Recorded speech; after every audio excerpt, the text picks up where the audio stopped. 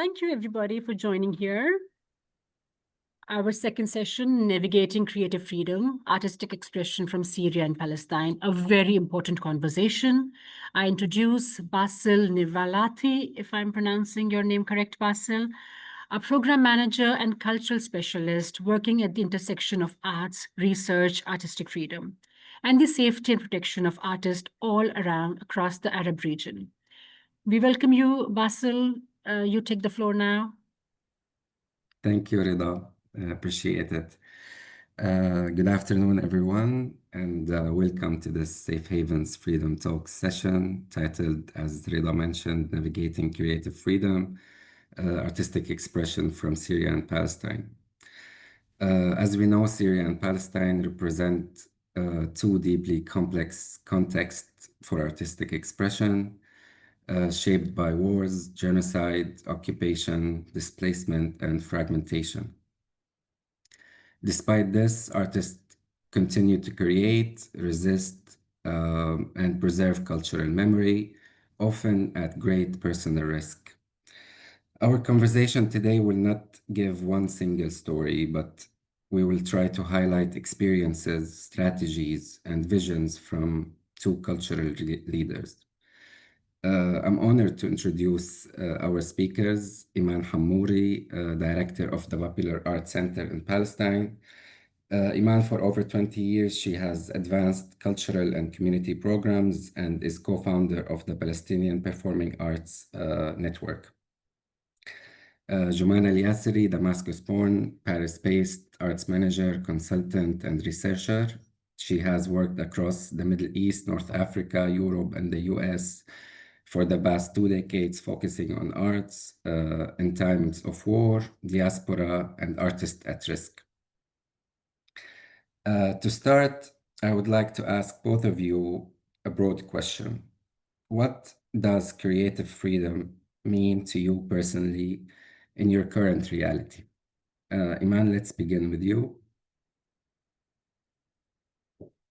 And Iman, you are muted, so if you can. Thank you so much, Basil. I would like to thank as well Safe Havens for having me and for organizing all this webinar and for people attending.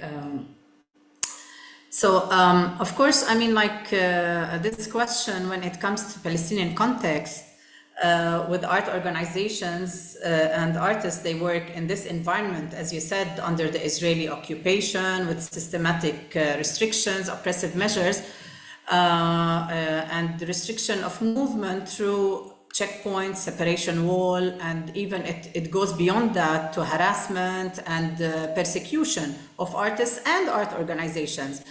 And here I'm referring even before October 2023. I mean, these measures have been going on even before the genocide 2 years ago. But we as artists and art organizations, we were always able to find our ways to confront such harassment. For example, I'll give you a personal experience during the second Intifada, when the Israeli occupation used to impose curfews and open like every 2 days for 4 hours maximum. As I was a dancer in Al Funun dance group that I'm a member of as well till today, I used to wait for the curfew to be lifted, to be announced that this curfew will be lifted, and then travel from Jerusalem, from my home to Ramallah, and sneak into the building in order to do our rehearsals. Even when we stayed longer after that, after they reimposed, I always find my way back home. So this is, for me personally, it was really a strategy to confront this, these oppressive measures. And I mean, as part of the Popular Arts Center, at the Popular Arts Center that I direct as well, we found different strategies. For example, starting from the second Intifada after the year 2000, we challenged the restrictions of movement through expanding our work. We used to work locally in only the area that we're in, Ramallah, Al-Bire, and part of Jerusalem, but then we expanded our work to have an outreach program for children and youth across Palestine. And because we believe that art is also a vital tool for healing. At that time, there was, I mean, the aggression was high in terms of house demolition, in terms of assassinations, in terms of harassment. So we had to do this art program for children and youth to mitigate the trauma that children and youth faced during these times. And since this program became a strategic program for us till today, and I'm talking today, we continue this work with our partners both in Gaza and in the West Bank. We're providing psychological support through art, especially to children in Gaza. And even now, since the genocidal war, 2 years ago, a number of art and cultural organizations, including ourselves, have been working intensively with our partners in Gaza, both individuals and institutions. And actually, I should say here, despite all the horrible circumstances they live in, the artists there they live in, and the art organizations, you could see their dedication, their passion, their commitment to their work, and their deep sense of responsibility towards working with children and youth. And even, I mean, like, we are guided by them through their guidance of priorities they want us to work on. So this is, I mean, like, some of what we have been really doing. And actually, to tell you the truth, that since we started this outreach program, we learned how to build partnerships. Because, I mean, if you want really art and culture not to be only for the people who can afford reaching it, then we have to reach to communities, especially in the underprivileged areas. And we learned from our partners that we should plan together, that we should implement together. It's not that we go with our vision and implement what we see is doable there, but rather they are the ones to guide us with their priorities, because they know the local community there better than us. And since then, we started to work on that, and we believed in building partnerships rather than building even branches across Palestine. Thank you, Iman. Thank you for sharing some concrete examples and your personal practices. It shows a lot about how creative freedom looks like in Palestine in these times. Thank you, Iman. Jumana, how about you? How do you define creative freedom in your own practice and context?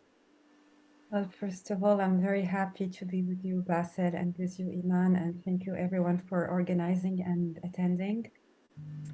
From my perspective as a arts manager and researcher, because I don't work with an organization like Iman, it's more like solo work and in partnership with organizations or other fellow cultural managers. When I think about a creative freedom, I think about about the freedom of knowledge. I think about the freedom of being oneself. You know, I think about individual liberties. I think about Iman mentioned something about affording the access, freedom of access. I think about national obstacles to creative freedom, but also global obstacles to creative freedom. For example, in the Syrian context, there is all the restrictions and obstacles artists and creative workers endured under the Assad regime and probably under the interim regime, but also the global restrictions like the sanctions and the artists who stayed in Syria, they didn't have access to many things, including also like platforms, online, digital access. Think about the freedom of education, art education. In Syria now also we're witnessing cases like, what's happening we can talk more about that during the conversation, but what's happening in the Faculty of Fine Arts or the Higher Institute of Dramatic Arts. The freedom of the audience to be able to also access and see artwork, diverse artwork. I think about diversity, inclusion, the freedom of imagination. Think about the freedom of imagination. Yeah. Thank you, Jumana. Do you see this definition like changing depending on whether you are speaking to local communities or to European society or institutions? Are we speaking in general or about like in the case of Syrian artists? In the case of Syria, yeah. In the case of Syria, I think it applies to both because Syrian artists, like since the massive exile of Syrian artists after the Syrian uprising turned into a war, a very brutal war. So let's say from 2012, 2013, a lot of artists from all disciplines had to flee Syria for security reasons, and I think that they broke free from local restrictions, but they had to face new ones. In their context of artists in exile and displaced artists, there's a lot of work that's been done around these issues, but I know that at some point Syrian artists who were exiled, who are still exiled in countries like France, Germany, Europe, and I know that they struggle with their identity and what is requested from them to always have the same story, the same narrative. And here we can talk about, a post-colonial perspective. We can talk about voyeurism. Yeah. Thank you. Thank you very much. This is very informative. Let's talk about place. Geography shapes artistic freedom profoundly. Iman, how is your work shaped by being inside Palestine today?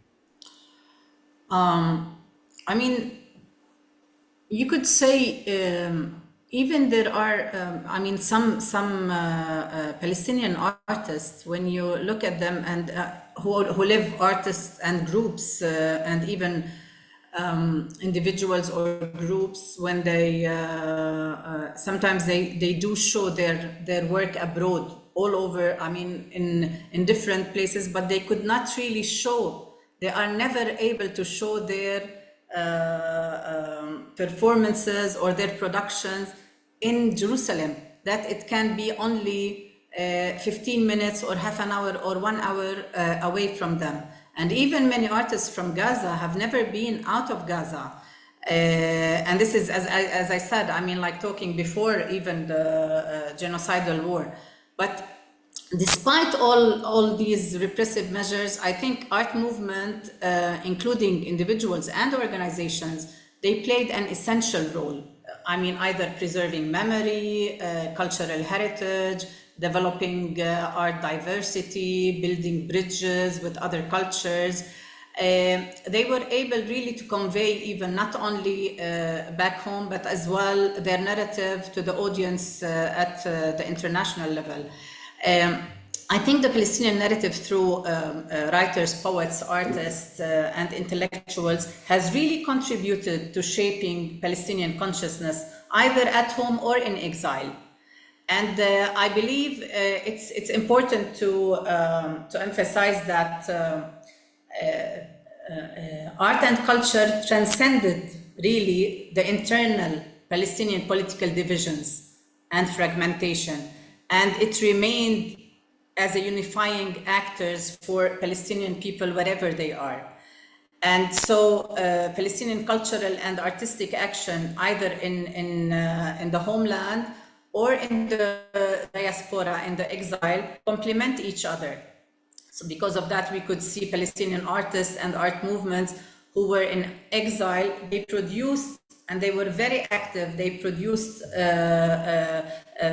either national or creative art productions, but even though some of them, they enjoyed freedom, if let's say, depending on where did they stay and where did they were residing, but some of them, they were chased and persecuted, as the case of Najil Ali, who was assassinated in Britain, even though his legacy is endured, and activists still today, they refer to his cartoons that reflect the current situation. So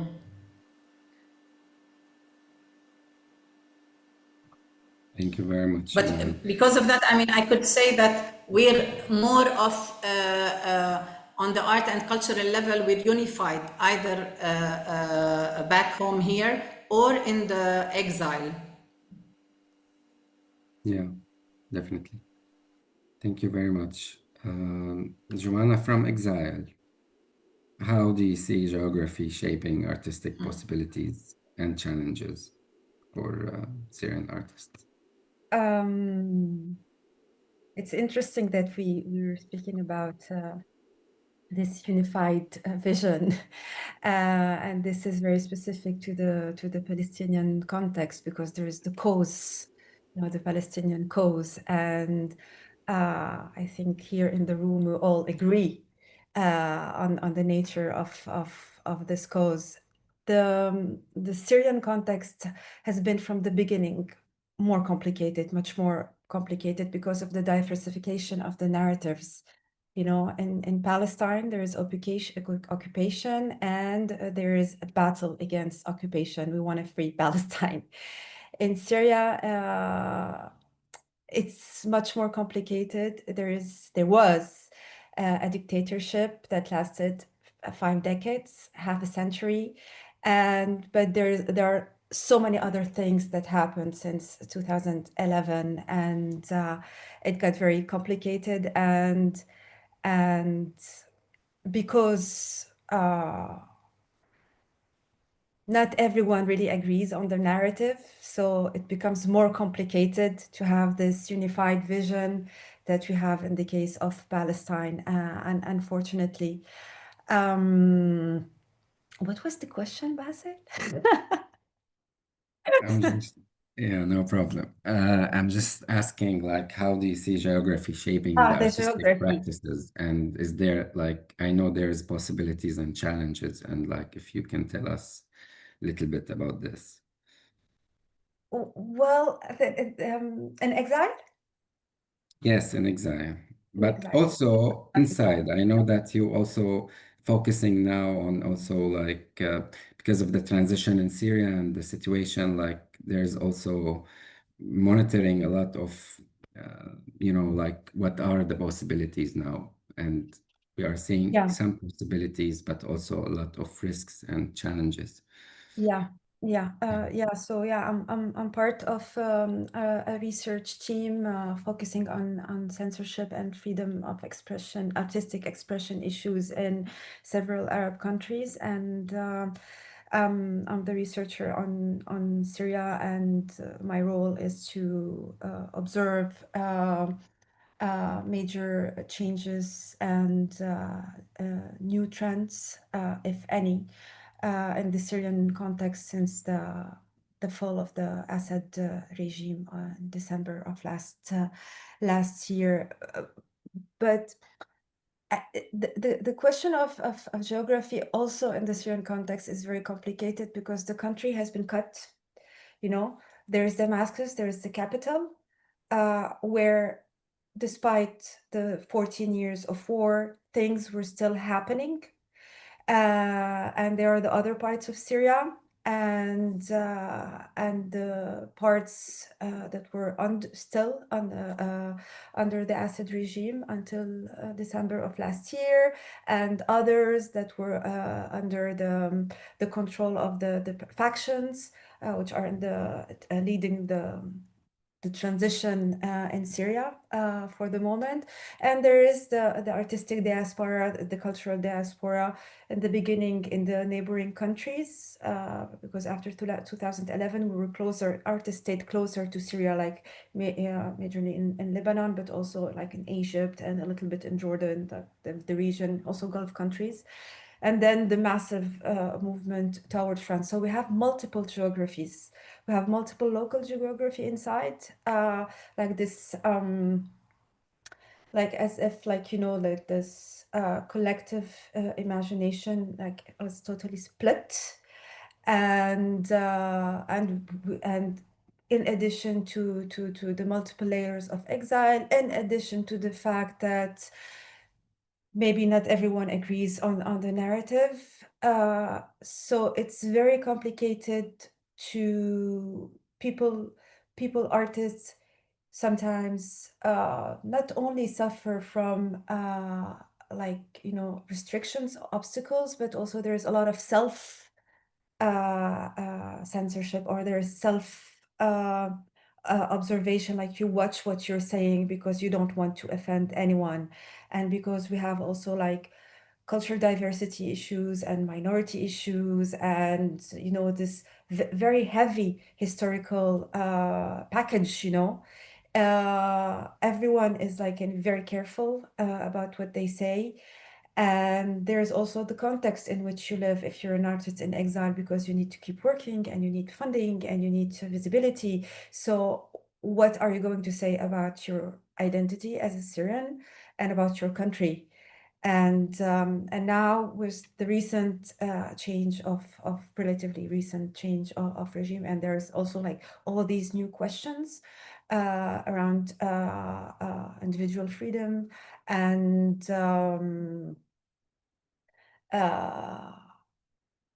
art expression, art education. Unfortunately, we don't have the same unified front like we have in the case of Palestine. Even Lebanon has this stronger unified front. There's too much dismantlement in the case of Syria for the moment. Thank you, Jumana. Speaking of censorship, I want And to... a lot of biased also views, but Yeah, definitely. Definitely. True. Yeah, speaking of censorship, I want to focus more on censorship and its like connection with online spaces. Both Syria and Palestine face heavy censorship, surveillance, and, as Iman mentioned, shrinking civic space. At the same time, digital tools open doors, but also, as we know, bring new risks.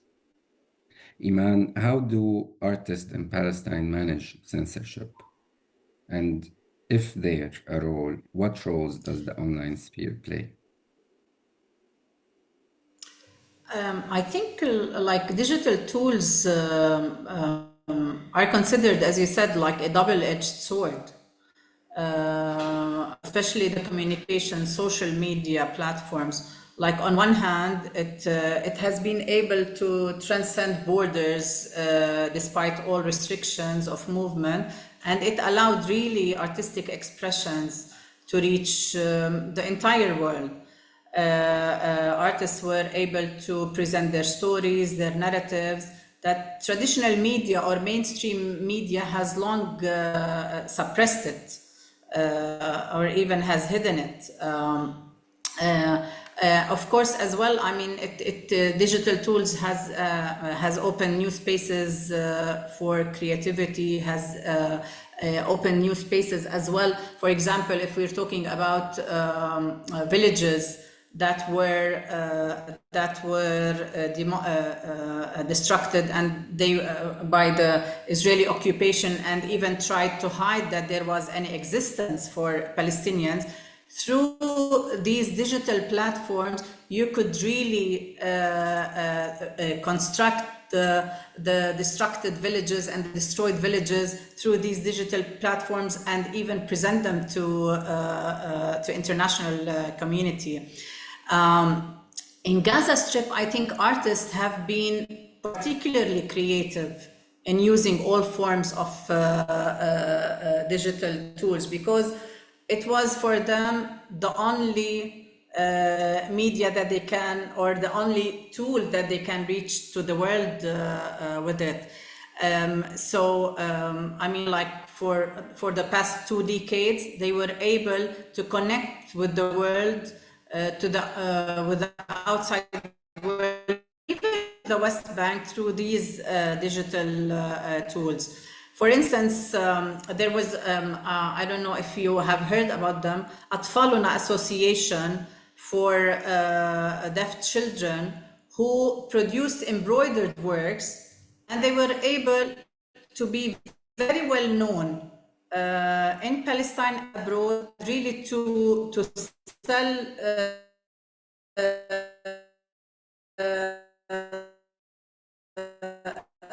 their products in various parts of the world, ships with art organizations abroad, that they as well became their let's say their mediators with the world, or their agent to buy these products. Even during the genocidal war, not only artists even used digital media, but as well there we have seen doctors and journalists who used actually an art form of singing. They used the singing art form to express, to have their voice, to become a cry for freedom and justice. So they even used this art form. So I think, but within these opportunities comes the risk and the constraints. Because I mean, like Palestinian artists, they know that they will pay the price, and they know what's the cost for this digital visibility. Like if posts document their works about occupation, or carry political symbols, they are frequently either censored. Not only, I mean, I'm talking about censored by the algorithms themselves, or by these big companies or digital companies, that they are the ones to silence and to hide these posts, claiming that it's violating, or under the pretext that it's violating the community or the terms of reference of their community. Or social community. So I think this is, I mean, it's not easy for Palestinians really to post, or artists and art organizations to post and to link political reality and the suffering of Palestinians in these social medias, because as you all know, I mean, and we faced this during the genocidal war, that many posts were erased. And this is, of course, in addition to the persecution by the Israeli occupation, that they see these posts or messages as a threat. And some artists, they were imprisoned. Even, for example, Dalal Abu Amne, a singer from 1948, she didn't even post anything. She put "God help us" or something that around this that has really, it's a very common word that can be said, she was imprisoned for several days, you know. So this is for us, even, I mean, the visibility, we are paying always the price for this visibility, and artists, they know that they will be either imprisoned or harassed or even chased by the Israeli occupation on that. Thank you, Iman. Every time, you know, like you share with us stories and examples, like I become very humble by the amount of huge work it's like, and how resistance like through art works. This is huge. Jumana, from your perspective, across borders, but also inside Syria, how do censorship and digital tools impact Syrian artists?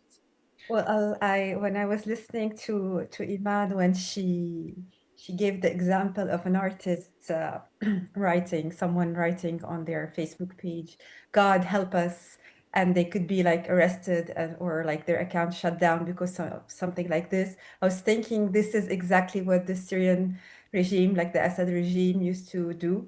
Like, you know, if somebody, like, you know, like in 2011, there was this word faza, like, you know, when you like, you know, like solidarity for like people who were protesting in different parts of Syria.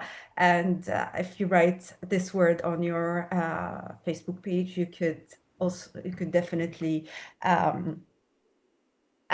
face some kind of punishment that can go until like arrest and disappearance. Well, I think that in the after, like, you know, when the 2011 Arab Revolution started, and this is also not a secret, like everybody knows that the digital space was essential as a place of gathering, as online galleries, publication spaces. There was this movement in the entire region, and thanks God for Facebook and other platforms at that time. Now, I'm speaking here in the case of Syria. Now, what we're witnessing with the digital platforms, and this is, I think it's a global thing, like with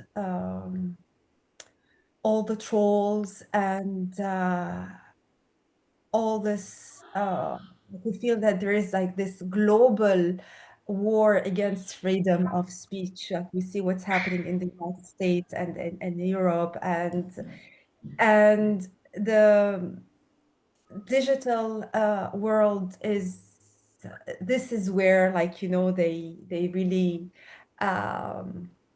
win their battles because they hide under their screens. You know, like before, like 10 years ago, artists were hiding under their screens to in the case of Syria, like to document and speak about, you know, like all the detainees and the war and all the human rights violations. Now we have like all these people hiding behind their screens to, as if they were like, you know, there's this desire or like to it's like a counter, like a discourse to everything that was said and people were fighting for 10, 14 years ago, what's happening now online in the case of Syria. And this is really terrifying, and it's a part of a global movement.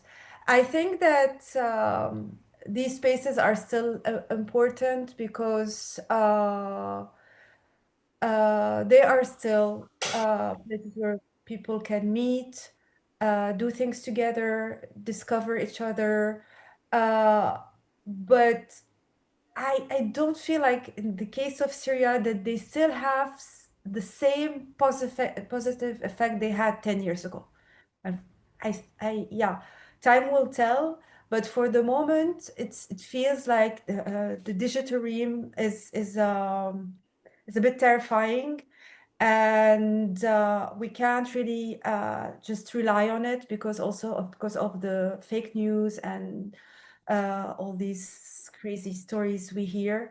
And maybe also we need to go back to the field a little bit more now that we can. I think it's important and necessary to find ways to go back to the field and to connect with people, because like all these like digital conversations and all these digital misunderstandings and opposite narratives are creating tensions and are not serving the need for you know, like national recovery movement for the Syrian population. Yeah, I think that it might be more useful to go to leave a little bit the screen and go back to the field and talk to the real people, maybe. Thank you, Jomana and Iman. This is very important. Like, it reminded us that, you know, digital platforms ultimately can really empower artists, but at the same time, sadly, it can reproduce new kinds of silencing.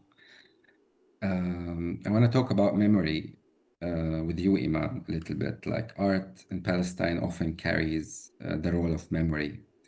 How do artists preserve cultural memory, and why is this vital for specifically future generations? Of course, I think artistic and cultural institutions and artists have really played a significant role in preserving Palestinian memory. And this is, of course, to counter the ongoing colonial policies to erase it. For example, we at the Popular Arts Center took early steps to preserve traditional Palestinian performing art and passing it from one generation to the other. We started like beginning of 90s to organize a traditional dance, dabke, courses for children. And today we have a dabke school for children. And for us, it's very important that this kind of traditional performing art is passing through or passes through generation. And of course, as well, we took an initiative to record, to archive traditional songs and music.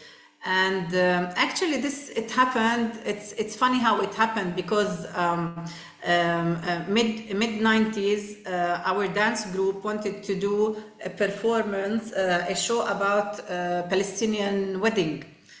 And when we went to record with the elderly, a senior citizen, that he has really a lot of songs, we discovered that he passed away. And from there, we thought, on one hand, the colonial power is really trying to erase our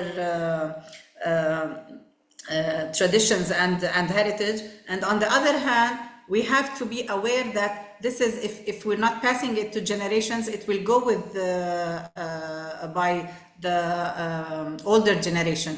So from there, we started to record songs and traditional music, playing on traditional instruments.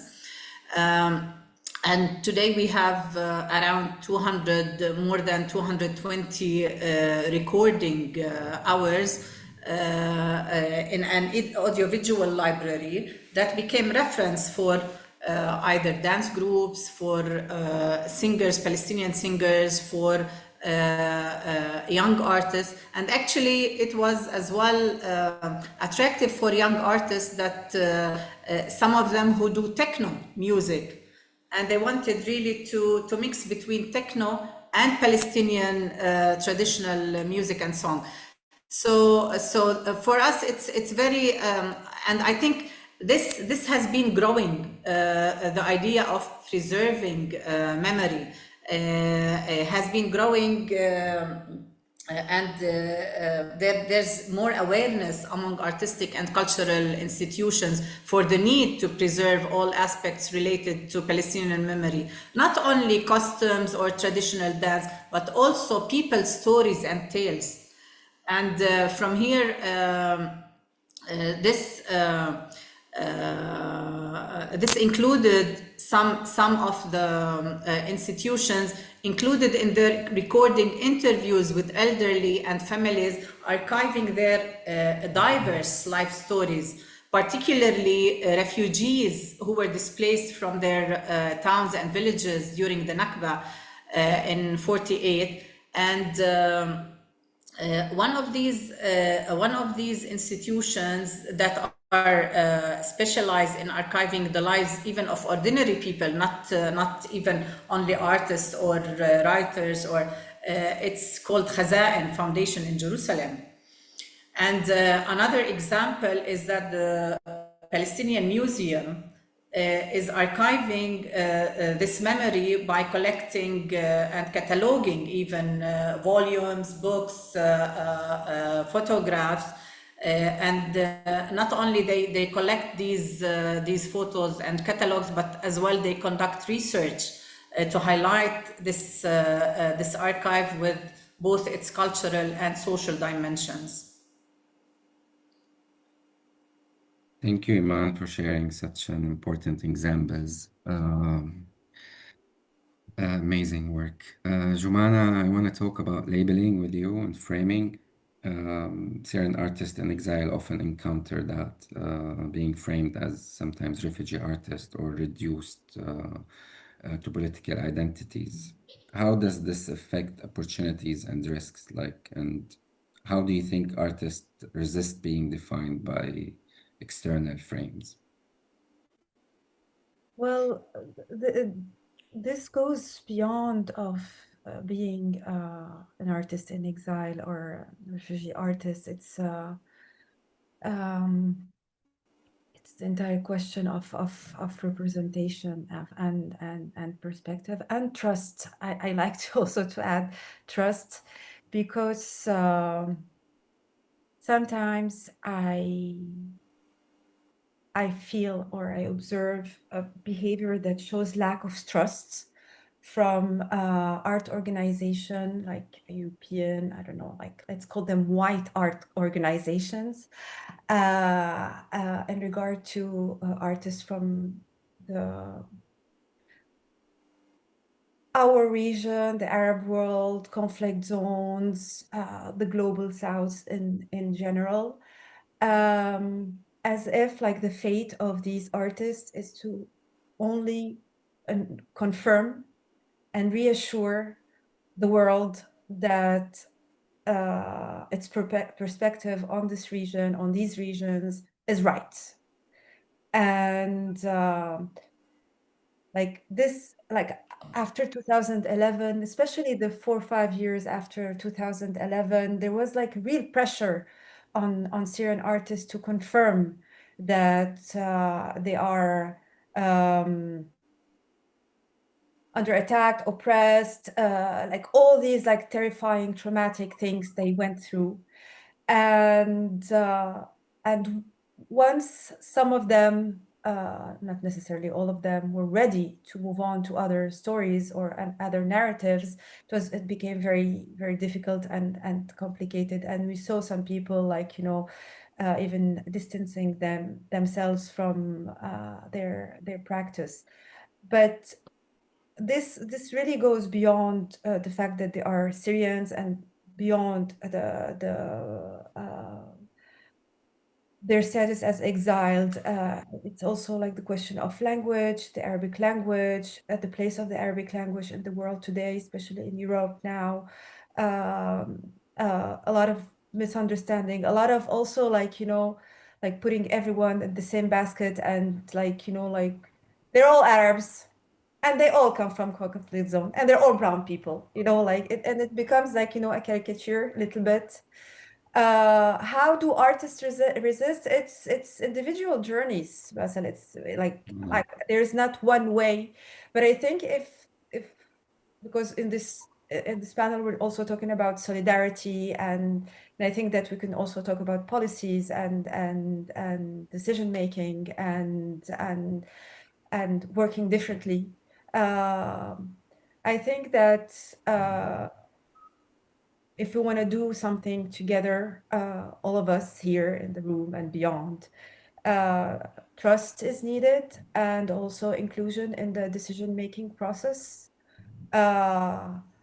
We're speaking here about artists, but I would include also cultural workers, curators, researchers, narratives on the art and production of arts and culture in the region.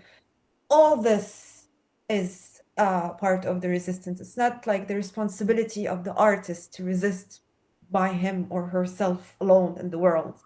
It's the responsibility of a community of organizations and individuals, and also art critics and museums and the audience, and this brings me back to the question of knowledge and what do we know about each other, and how much effort curators, art programmers want to really know about these artists and the regions they come from. You know, we see always the same artists programmed.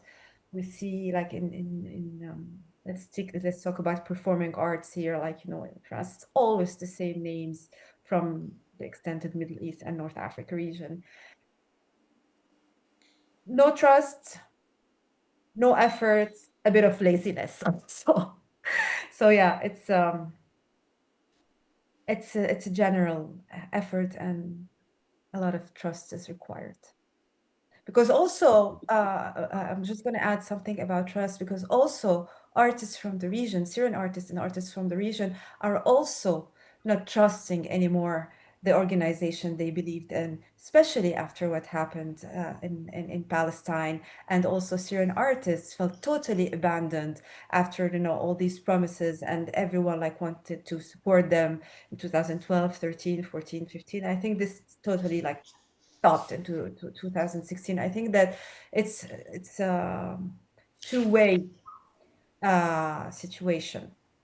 There's also lack of trust now from the side of the artists and the cultural workers from this part of the world.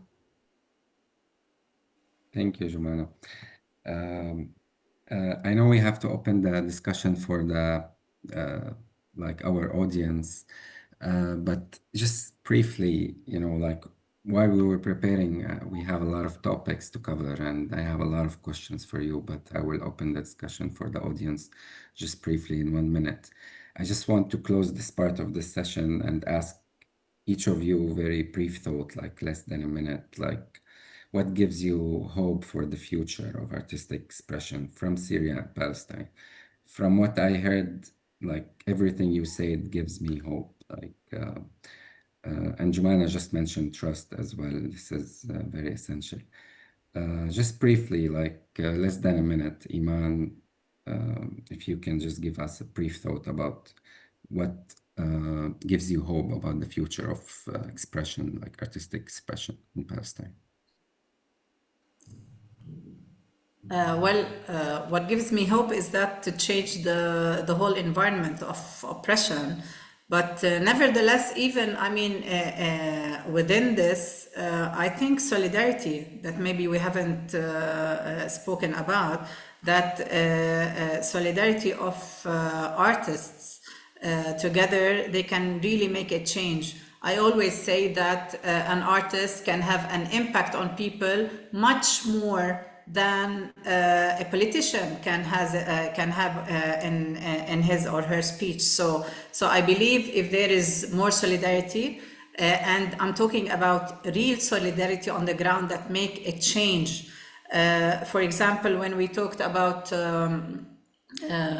I mean, like the symbol of having the flag, the Palestinian flag, and artists are or having a statement. But real solidarity is that with what will change on the ground by boycotting the Israeli institutions. And this was, though it's late, but there are some steps that started in terms of, the petition that more than 4,500 artists signed it, not to work with Israeli art institutions that is complicit with the genocide, genocidal war on Gaza.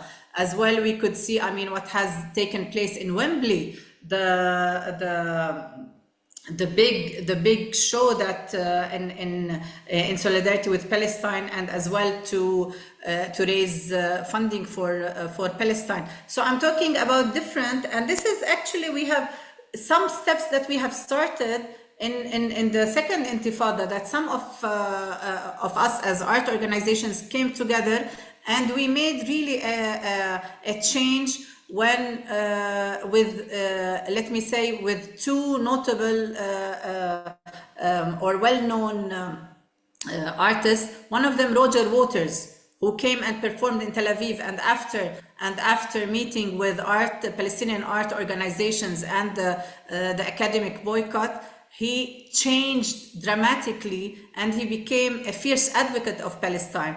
And the same thing with the choreographer Alain Platel, who came in Palestine and saw during the second Intifada, and saw in his own eyes what's going on. And the whole production has changed. So I'm saying on the short term, there can be a hope that these artists can make a difference in ending the war on Gaza, the genocidal war. And on the long run, I believe it's very important that these artists make a shift in their even artistic productions. It's about time to, for example, when you see all the works following the First and Second World War, these either films or songs or theater that have changed people's mindset. So, thank you. Thank you, Iman. Jumana, do you want to add anything just quickly, briefly, before we open the discussion to the audience? Well, very briefly, I just want to say something about memory, because the question was about Palestine, but I think that art is playing an important role in the current Syrian context, because it's reminding, it still plays the role of a reminder of why this revolution took place in the first place. Like, all the discourse around democracy and civil rights and all these things that are seem to be